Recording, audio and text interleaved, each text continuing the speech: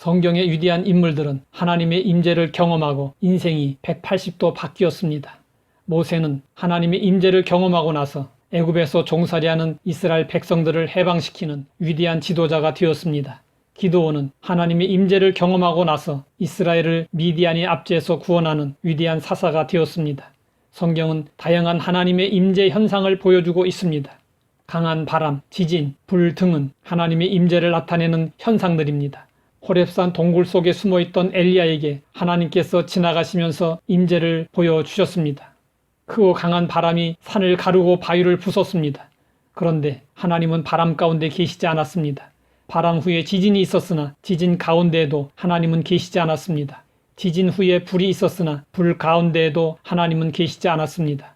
불 후에 세미한 소리가 들렸습니다. 하나님의 임재는 세미한 소리 가운데 이루어졌습니다. 이것이 의미하는 바는 무엇일까요? 세상에 참된 변화를 가져오는 하나님의 방법은 강한 바람이나 지진이나 불과 같이 사람들의 눈에 보이는 외적 현상에 의한 것이 아니라는 것입니다. 엘리야는 이적과 능력을 많이 행했던 선지자였습니다. 갈멜산 제단에 불이 내려오게 했습니다. 기도함으로 3년 6개월 동안 가물었던 이스라엘에 비가 내리도록 했습니다. 그러나 이런 것들은 사람들을 놀라게 했을 뿐이었고 심령을 변화시키지는 못했습니다. 예수님은 공생애를 시작하신 이후 수많은 기적을 행하셨고 죽은 사람까지 살려내셨습니다. 하지만 사람들은 그 기적들을 보고도 변화되지 않았습니다. 오히려 메시아이신 예수님을 십자가에 못 박았습니다. 그리고 십자가에 달리신 예수님을 향하여 십자가에서 내려와 메시아임을 증명하라고 했습니다. 그러나 예수님은 이적을 행하시지 않았습니다. 예수님은 이적이 아닌 십자가의 죽음으로 인류를 구원하셨습니다. 그러자 사람들은 자신을 내어주신 예수님의 사랑으로 인하여 변화되었습니다. 그럼에도 불구하고 우리는 너무도 자주 눈으로 볼 수 있는 큰 증거들을 요구했습니다. 많은 군중들의 모임이나 거대한 업적에서 부흥의 증거를 찾으려 했습니다. 숫자라는 잣대로 목회자의 영성을 평가했습니다. 한동안 한국 교회는 불같은 성령의 역사 속에서 크게 부흥하고 성장했습니다. 그러나 지금은 불같은 역사가 잠잠해졌습니다. 그렇다고 해서 하나님이 우리를 떠나신 것도 아니고 하나님의 역사하심이 멈춘 것도 아닙니다. 하나님은 여전히 우리 가운데 임재하시고 역사하십니다. 다만 조용히 역사하고 계실 뿐입니다. 하나님의 역사하심은 다양합니다. 응답의 방법도 다양합니다. 부르짖는 통성 기도에만 응답이 있는 것이 아닙니다. 조용한 묵상 기도에도 응답이 있습니다. 하나님은 상황에 따라 어떤 때는 눈에 보이는 이적과 신비한 방법으로 역사하시고 때로는 영으로 우리 안에 내재하시면서 고요하고 세미하게 우리를 이끄십니다.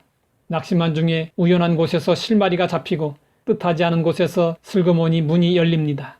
이런 경우 사람들은 하나님의 역사를 우연히 자연적으로 일어난 일로 간주합니다. 우리는 특별한 사건에서만이 아니라 일상에서 작은 일을 통해서도 하나님께서 우리에게 역사하시고 말씀하심을 경험해야 합니다.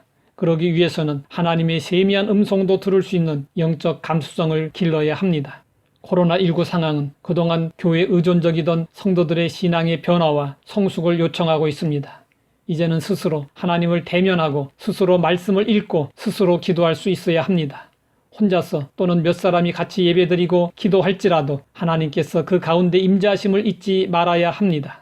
오늘날 우리 성도들에게 가장 필요한 은혜, 사모해야 할 은혜는 하나님이 우리 가운데 계심을 경험하는 임재의 은혜입니다. 하나님의 임재는 간절히 사모할 때 경험할 수 있습니다. 하나님 아버지, 고정관념을 가지고 신앙생활했던 지난 날들을 돌아봅니다. 하나님의 방법이 다양한 것을 깨달아 제한된 생각과 마음을 넓히기 원합니다. 세미한 음성에도 귀를 기울이며 하나님의 임재를 사모함으로 경험할 수 있게 하옵소서. 예수님의 이름으로 기도드립니다.